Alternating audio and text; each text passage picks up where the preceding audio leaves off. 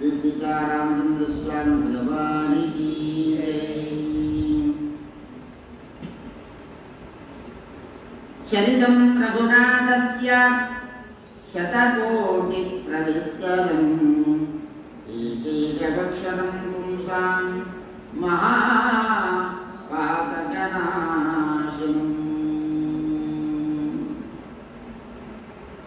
మొన్నటి రోజున మనం విరాటవధ తర్వాత శరభంగ శ్రీకృష్ణుల మహర్షుల సందర్శనం చెప్పుకున్నాము. ఈరోజు ఆ రామచంద్రమూర్తి అగస్త్య మహాముని ఆశ్రమానికి బయలుదేరుతూ ఉన్నాడు శ్రీకృష్ణులతో కలిసి. ఆ పరమేశ్వరుడు అమ్మవారితో చెప్తూ ఉన్నాడు, మహాదేవ ఉవాచ అథ రామః సుతీక్ష్ణేన జానక్యా లక్ష్మణేన చ అగస్త్యస్యానుజస్థానం మధ్యాహ్నే సమపద్యత తేన సంపూజితః సమ్యక్ భక్త్వా మూలఫలాదికం పరేద్యోః ప్రాతరుత్థాయ జగ్ముస్తే అగస్త్య మండలం.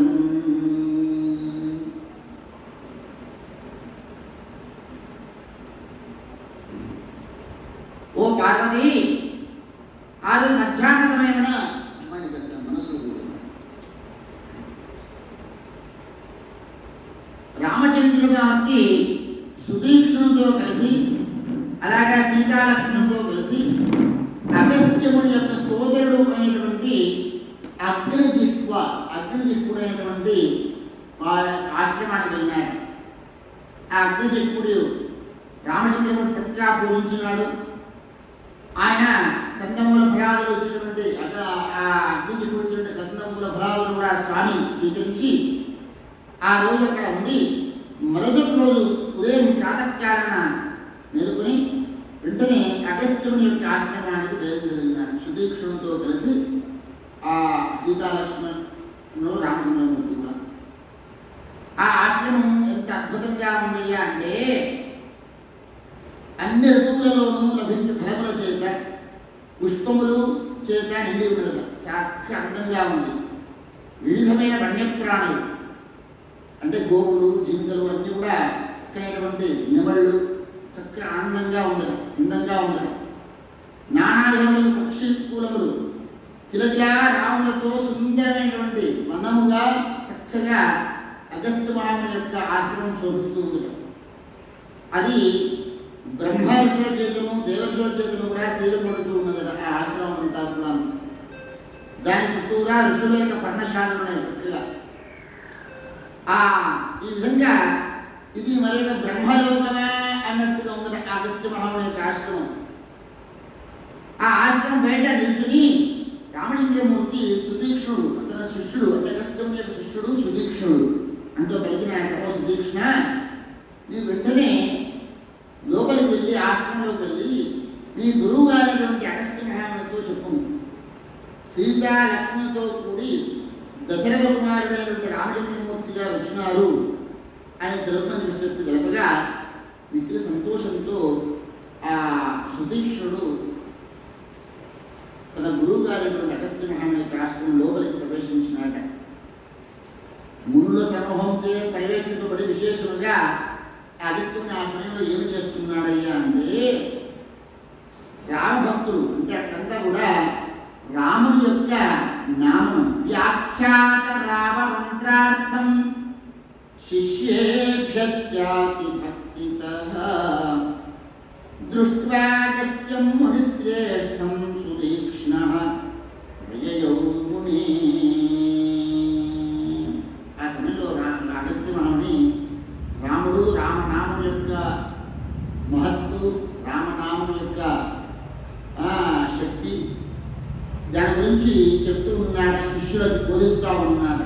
ఆ సమయంలో సుదీక్షుడు గురువు గారికి సాష్టాంగ నమస్కారం ఆచరించి చెప్తూ ఉన్నాడు. అప్పుడు నాయనా సుదీక్షణ వచ్చినావా అని చెప్పి అగస్త్య మహాముని ప్రేమతో ఆదరిస్తూ ఉండగా ఇప్పుడు చెప్పి రామో దాశరథి బ్రహ్మన్ సీతాయా లక్ష్మణేన చ ఆగతో దర్శనార్థం తే బహిష్టిష్టది సాంజలి అంటే గమనించి గురువుగారు మీ దర్శనార్థం రాముడు లక్ష్మణ సీతా సమేతుడే ఏం చేసినారు అని తెలిపినారట. వెంటనే అగస్త్య మహాముని అయ్యో రామచంద్రమూర్తి గారు వచ్చారనేసి ఆనందంతో మనస్సంతా కూడా, ఎందుకంటే అదే సమయంలో రామనామాన్ని రాముడి యొక్క నామశక్తిని ఉపదేశిస్తూ ఉండేది. రాముడి యొక్క ధ్యానంలో ఉన్నాడ అగస్త్య మహాముని. హృదయంలో రాముడు నిలుపుకుని ఉన్నాడ. రామ హృదయంలో రామమయమైపోయింది. ఆ సమయంలో రామ దర్శనం, రాముడు వచ్చినాడు అనేటువంటి ఆనందంతో శీఘ్రమాణయ భద్రంతే రామం మమ హృది స్థితం తమేవ ధ్యాయమానోహం కాంక్షమాణోత్ర సంస్థిత. నేను కూడా రాముడి గురించి ఎదురు చూస్తున్నానయ్యా అని శీఘ్రముగా లేచి మునులతో కలిసి రాముడి దగ్గరికి వచ్చినాడట అగస్త్య మహాముని. భక్తిపూర్వకంగా స్వాగతం పలికి ఆ స్వామికి అతిథి సత్కారాలను కూడా చేసి ఆ రోజు రాముని చంద్ర కూర్చొని ఆనందంతో తప్పిపోయినాట. ఆయనకి అర్ఘపాద్యాల్లో పూజించి వారికి అతిథి సత్కారం చేసి సాష్టాంగ దండ ప్రణామములు ఆచరించి భక్తిపూర్వకంగా చేసినాడు. ఆ రాముడు కూడా భక్తిపూర్వకంగా అగస్త్య మహాముని హృదయానికి హత్తుకున్నాడు. అతని స్పర్శ చేత, రాముడి యొక్క ఆలింగన స్పర్శ చేత అగస్త్య మహామునికి ఆనంద బాష్పాలు పొంగి ప్రవహించి ఆ స్వామిని స్తోత్రం చేస్తూ ఉన్నాడు. చాలా విశేషమైనటువంటి స్తోత్రం అగస్త్య మహాముని స్తుతించినటువంటి రాముని స్తుతించిన స్తోత్రం. ఆ స్తోత్రం యొక్క అర్థం చెప్తూ ఉన్నాను, అందరూ శ్రద్ధగా వినండి. జగామస్వాశ్వం హృష్టో మనసా ముని పుంగవః సుఖోపవిష్టం సంపూజ్య పూజయా బహువిస్తరం భోజయిత్వా యథా న్యాయం భోజ్యైరన్యైః అనేకథా సుఖోపవిష్టమేకాంతే రామం శశినిపాననం కృతాంజలిరువాచేదం అగస్త్యో భగవాన్ ఋషి త్వదా ఆగమనమేవాహం ప్రతీక్షన్ సమवस्थितः యదా క్షీరసముద్రాంతే బ్రహ్మణా ప్రార్థితం పురా భూమేర్భారావతార అనుత్యర్థం రావణస్య వధాయ దర్శనాకాంక్షి తవ రామ తపశ్చరం వసామి మునిభిస్సార్థం త్వామేవ పరిచింతయన్. అంజలి ఘటించి ప్రార్థిస్తున్నాడు ఇలా, ఓ రామా, పూర్వము క్షీరసముద్ర తీరమున బ్రహ్మదేవుడు నిన్ను భూభారము హరించుటకై రావణాదులను వధించుటకై ప్రార్థించుండడు. అది నా విషయం నాకు తెలుసు. నాటి నుండి కూడాను నీ దర్శన అభిలాషతో నిన్ను ఎప్పుడెప్పుడు దర్శిస్తామా, నీకెప్పుడు పాదపూజ చేస్తామా, నీ పాదములు కడిగి ఆ పాద తీర్థోదకము తీసుకుందామా అని నేను తపస్సును ఆచరిస్తూ ఉన్నాను. నిన్నే చింతించుచు నీ యొక్క రామనామస్మరణనే చేస్తూ నేను నీ కొరకే వేచి చూస్తూ ఉన్నాను స్వామి. ఇక్కడనే ఈ ముళ్ళతో జీవిస్తూ ఉన్నాను. సృష్టికి పూర్వము వికల్పరహితముగా ఉపాధిరహితముగా నీ ఒక్కడివే ఉండి ఉంటుంది. ఆ సమయమున శుద్ధ బ్రహ్మమును వేరుగా ఏదీ లేదు.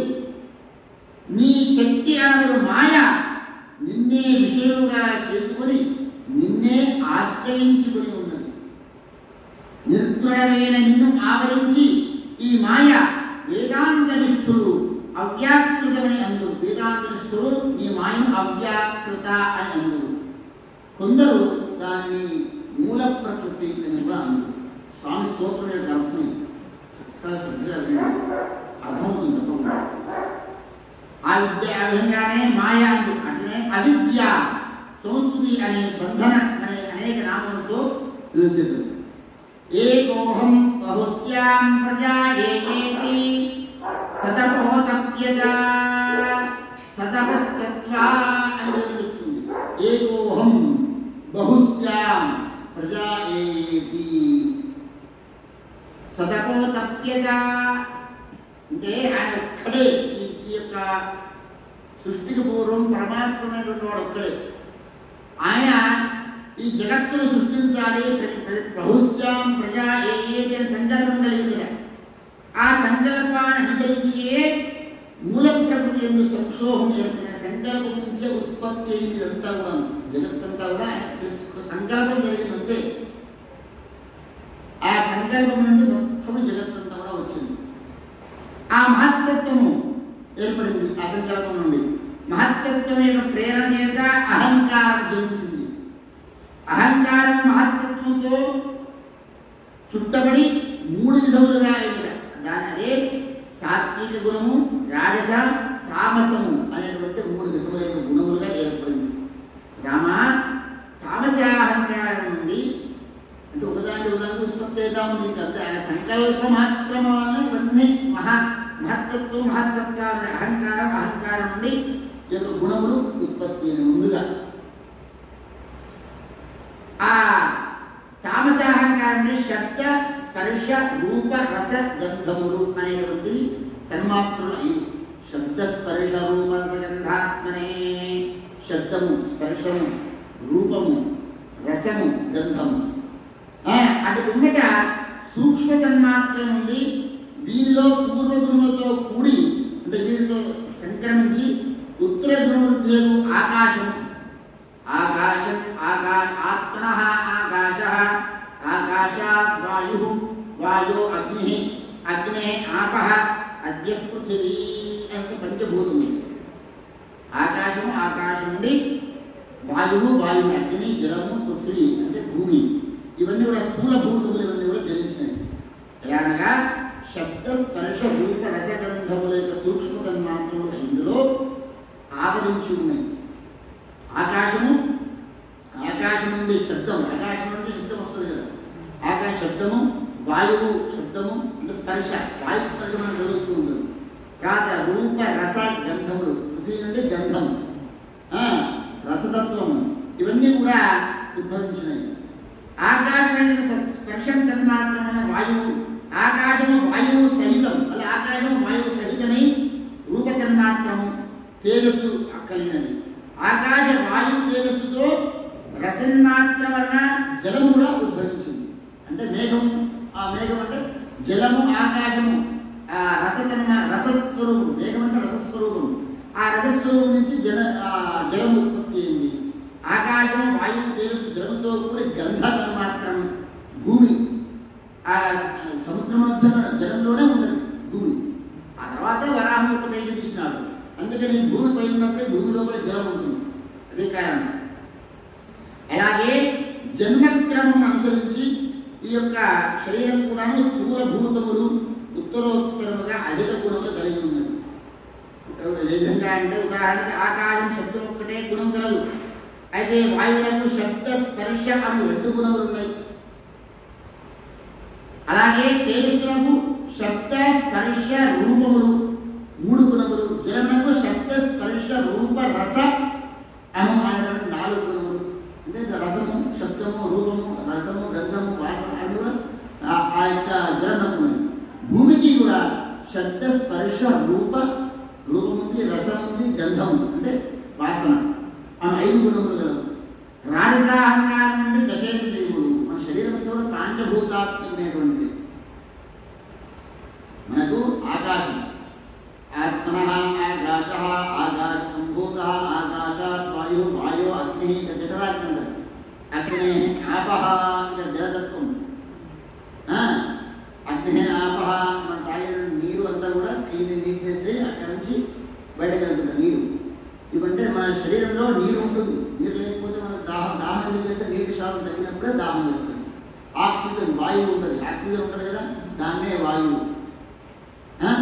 చెమట పడుతుంది, మట్టి వస్తుంది, వాసన శరీరం నుంచి వాసన వస్తుంటుంది. ఎంత రసగంధములు ఇవన్నీ కూడా మన శరీరం అంతా కూడా పాంచభూతాత్మకమైనటువంటిది.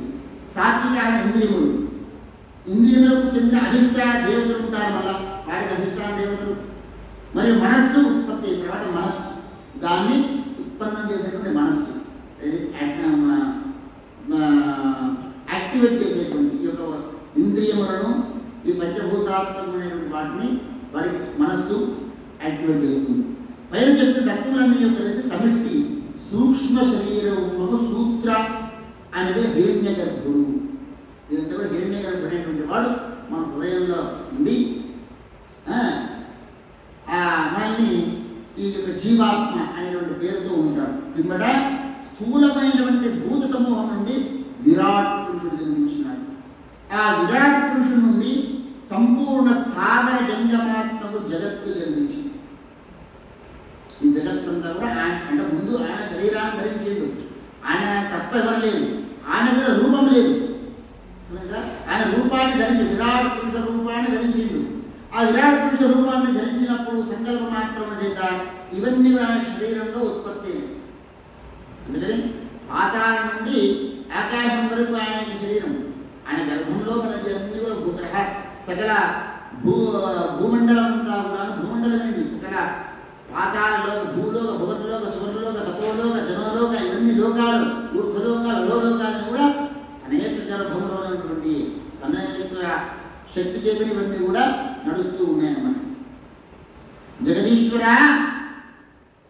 ఆ విరాట్ పురుషుడు నుండి సంపూర్ణ స్థావర జంగమాత్మకు ఈ జగత్తంతా ఉద్భవించింది. జగదీశ్వర కాలక్రమముగా కర్మక్రమముగా నీవే దేవ తిర్యక్ మనుష్యాది యోనిలలో ప్రకృతమవుతూ ఉన్నావు.